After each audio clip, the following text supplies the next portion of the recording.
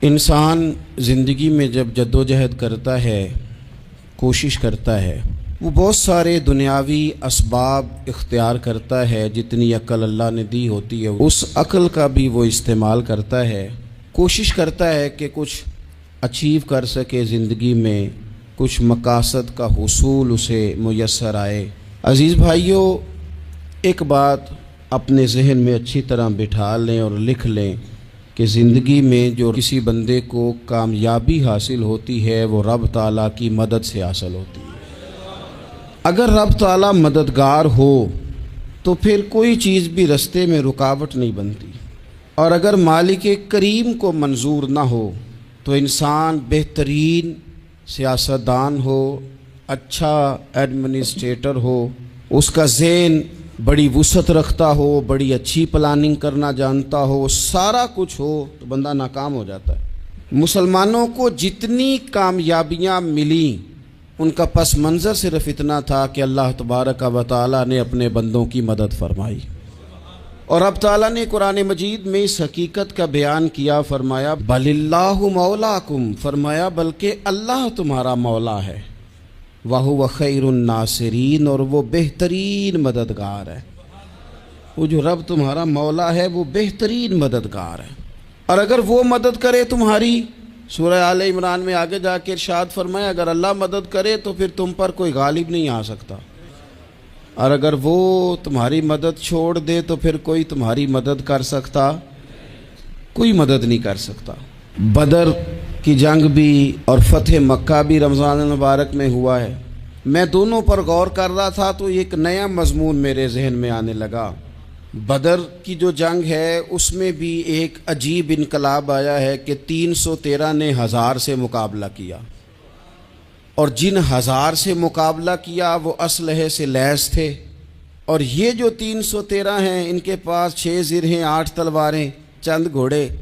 लेकिन अल्लाह ने कामयाबी दी तो ख़ुद रब ने बयान किया किस तरह दी। फरमाया वलक़द नसरकुमुल्लाहु बिबदरिन व अंतुम अज़िल्ला।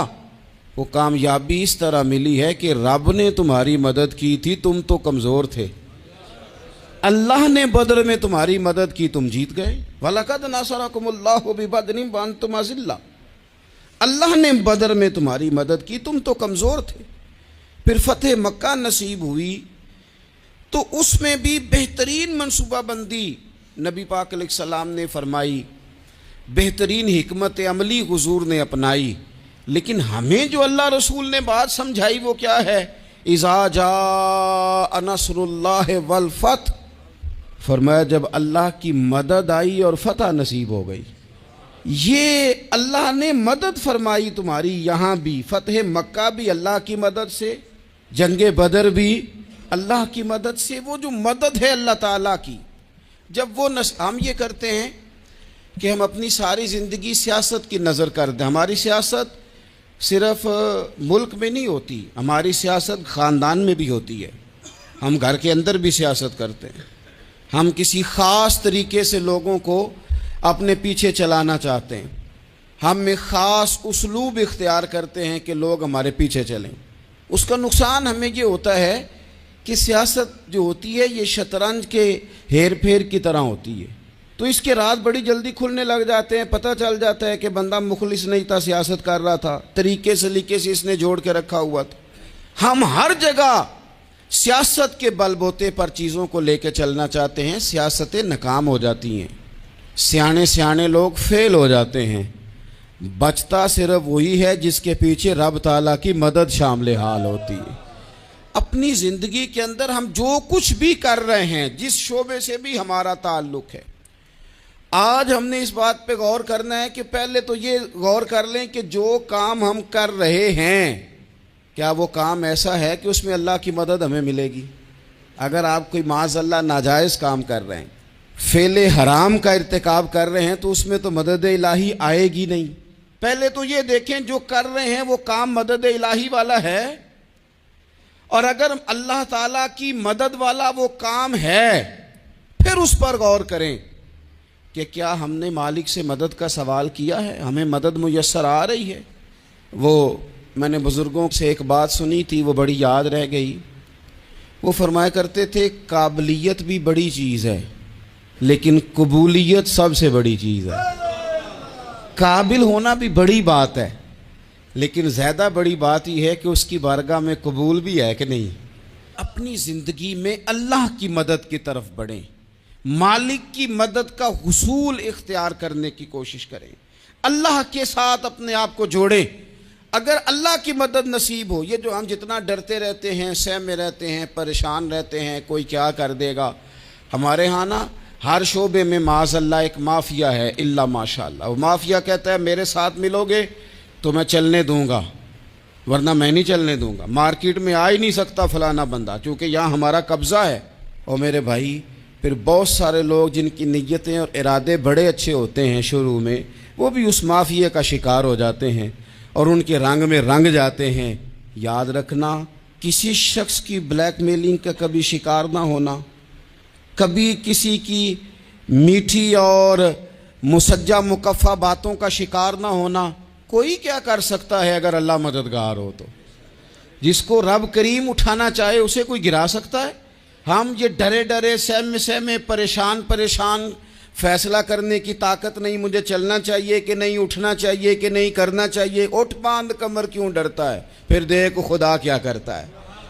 हज़रत अब्दुल्ला इब्न अब्बास फरमाते हैं, मेरे नबी पाक अलैहिस्सलाम ने मेरी तरबियत फरमाई, हुजूर ने मेरी तरबियत फरमाई।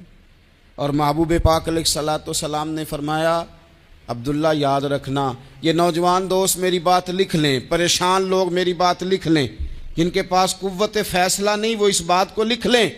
हज़रत अब्दुल्ला इब्न अब्बास फरमाते हैं, मेरे नबी पाक अलैहिस्सलाम ने मुझसे फरमाया था, अब्दुल्ला सुन, अगर सारी दुनिया मिल के तेरा कोई नफ़ा करना चाहे, कर नहीं सकती जब तक मेरे रब की रज़ा ना हो।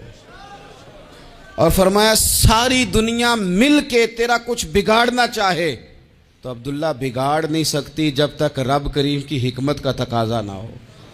लोगों से डरना, लोगों की तरफ देखना, माहौल देख के अपने राह का तयन करना, हर बंदे के ख्यालात के मुताबिक ढलने की कोशिश करना, फलाना ना नाराज़ हो जाए, फलाना ना नाराज़ हो जाए, वो जिसने होना हो जाए, बस रब रसूल नाराज़ ना हो। अपनी ज़िंदगी में अपने मालिक को मौला जान के, बलिल्लाहु मौलाकुम, अल्लाह तुम्हारा मौला है, वहुवा खैरुन नासिरीन, वो बेहतरीन मददगार है।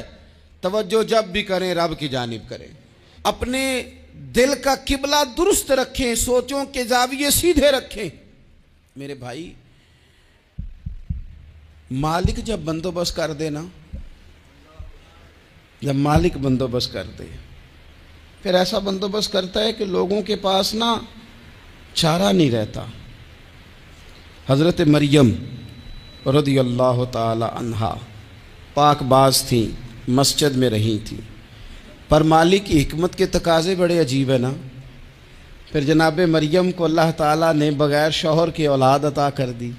ये बात ही ऐसी थी, वो किसी ने कहा था कि मखलूक तो फ़नकार है इस दर्जा के पल भर में, संगे दरे काबा से भी असनाम तराशे, तुम कौन हो क्या चीज़ है दागे कबाबी। लोगों ने तो मरियम पे भी इल्ज़ाम तराशे। तो लोगों ने कहा किधर से ले आई बच्चा, तेरा बाप तो ऐसा नहीं था, कहाँ से ले आई।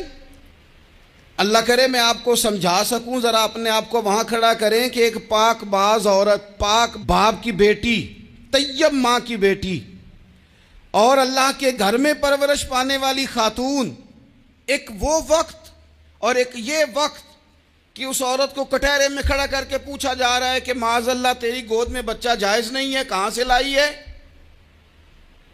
अब खुद से सफाइयाँ बंदा कितनी को दे, कितनी को वजाहतें करे। और मैंने तो अपनी ज़िंदगी में देखा है, ज़्यादा वजाहत देने वाले को भी लोग झूठा समझने लग जाते हैं। ज़्यादा वजाहत देने पर भी लोग कमज़ोरी का इजहार समझते हैं कि कमज़ोर पड़ गया। आप सुलह की कोशिश करते हैं, सामने वाला बुज़दिल समझ लेता है। ज़्यादा वजाहतें भी कमज़ोर कर देती। अब हज़रत मरियम को कटहरे में खड़ा करके कहा बच्चा किसका है, तो फिर खुदा बंदोबस्त जब करे, अल्लाह जब मददगार हो, तो फिर हज़रत मरियम की गवाही दरख्तों से नहीं दिलवाई उसने, पत्तों से नहीं दिलवाई, फिर फरिश्ते नहीं भेजे, हज़रत मरियम कहने लगी मुझसे ना पूछो, वो जो पंघूड़े में है उसी से पूछ लो, उनसे पूछो ना, वो कौन है पूछ लो, उनसे कर लो सवाल। उन्होंने कहा पंघूड़े में चंद दिनों का बच्चा ये जवाब देगा? मददगार था रब। उनकी बरात का ऐलान करना था मालिक ने, और जब मालिक ऐलान कर दे, जब मालिक तेरी सफाई देना चाहे, जब मालिक तुझे दुनिया के सामने निखारना चाहे, तो पंघूड़े में लेटे हजरत ईसा बोल के कहने लगे इन्नी अब्दुल्लाह आतानियल किताबा, फरमाया मैं अल्लाह का बंदा हूं, रब ने मुझे किताब अता करके नबी बना के दुनिया में भेजा है। मैं अल्लाह का बंदा हूं, किताब लेके आया हूं, नबी बन के आया हूं। फिर पंघूड़े से ऐलान हो गया, फिर बच्चा बोल पड़ा। और ये एक दफ़ा नहीं बात हुई, ये बनी इसराइल में एक जुरैज नाम के शख्स भी थे जो नमाज पढ़ रहे थे। बाज ने लिखा है नफल नमाज थी, अम्मा ने पुकारा तो आए नहीं, तो माँ के मुंह से निकल गया तू इतनी देर तक मरेगा नहीं जब तक किसी बेहया औरत का मुंह न देख ले। तो वो इबादत गुजार थे, लेकिन लोगों ने उनकी इबादत, रियाजत, परहेजगारी को नहीं देखा। बस एक औरत को भेज के इल्ज़ाम लगवा दिया। वो औरत आया जाया करती थी, अब आ जाती हैं औरतें, मसला पूछने की नीयत से भी आ जाती हैं। माहौल में कुछ जगह ऐसी भी हैं जहां औरतें दम कराने के बहाने आ जाती हैं। वो खातून आती जाती थी उस खानका पे, आस्ताने पे, ये बुखारी में मौजूद है। पर उसने कहा मेरी गोद में जो बच्चा है ये इन्हीं का है। मुझे बताएं कैसे बंदा वजाहत दे। हालात ख़राब हो गए, लोग कुटिया जलाने लगे, माहौल और तरह का बन गया। मेरे नबी पाक अलैहिस्सलातु सलाम फरमाते हैं फिर उस रब के बंदे ने कहा मालिक तू करीम है, तेरी मशीयत का तकाजा आया जो मेरी माँ ने जुमले बोले थे, पर अब मैं वजाहत देने के काबिल नहीं रहा, अब तू ही करम करेगा तो दरवाज़ा खुलेगा। तो वो चंद दिनों का बच्चा पंघूड़े में बोल के कहने लगा मैं इस दरवेश का नहीं, मैं तो फलाने चरवाहे का बच्चा हूँ, वो जो बकरियां चराता है। रब की मदद को पुकारें, अपने साथ अपने मालिक की मदद को शामिल करें, थोड़े रिस्क पर भी गुजारा अच्छा होने लग जाएगा। सारे लोग आपको गिराने की तदबीरें कर रहे होंगे और मालिक आपको इज्जतें अता फरमा देगा, उसकी बारगाह से हिकमत का तकाजा और हो जाएगा। हमने सारी ज़िंदगी लोगों को राज़ी करने में गुजार दी, सारी ज़िंदगी बुढ़ापा आ गया बच्चों को पालते, और बच्चों ने आखिरी उम्र में कह दिया अब्बा अगर कोई ढब का काम कर लेते तो आज हमारे दिन भी फिर न जाते। सारी ज़िंदगी गुजार दी बहन भाइयों को राज़ी करने में, सारी ज़िंदगी गुजार दी जिम्मेदारियां उठाने में। उनको 99 दफ़ा दिया, एक दफ़ा नहीं दिया तो उन्होंने कह दिया तूने तो कभी दिया ही नहीं, तू था ही नहीं। सारी ज़िंदगी मोहल्लेदारों, इलाके वालों को राज़ी करने में गुजार दी। और मैंने ऐसे लोग भी देखे दीन के लिए वक्त गुजारा, लेकिन जब बुढ़ापे में दांत काम न करते थे तो वक्त के मुफ्तियों को भी मस्जिदों की कमेटियों ने कह दिया अब आपकी समझ नहीं आती, हमने ख़तीब को यौर रखना है, न देखो दुनिया की तरफ, दुनिया रुला देती है, न राज़ी करो बंदों को, बंदे थका देते हैं, न पीछे भागो हर वक्त दुनियादारों के, ये इंसान को कमज़ोर कर देते हैं। वो तो करीम ही बड़ा है, 2 आंसू ज़मीन पर बाद में गिरते हैं, बंदे के गुनाह सारे पहले माफ़ फरमा देता है। अल्लाह की मदद का हुसूल, अपने मालिक की मदद की तरफ बढ़ना, आपको बदर की जंग भी यही दरस देगी, आपको ओहद का मैदान भी यही सबक देगा, फतेह मक्का भी यही सबक देगा। मेरे दोस्तों जब रब मदद फरमाए, जब अल्लाह मददगार बने।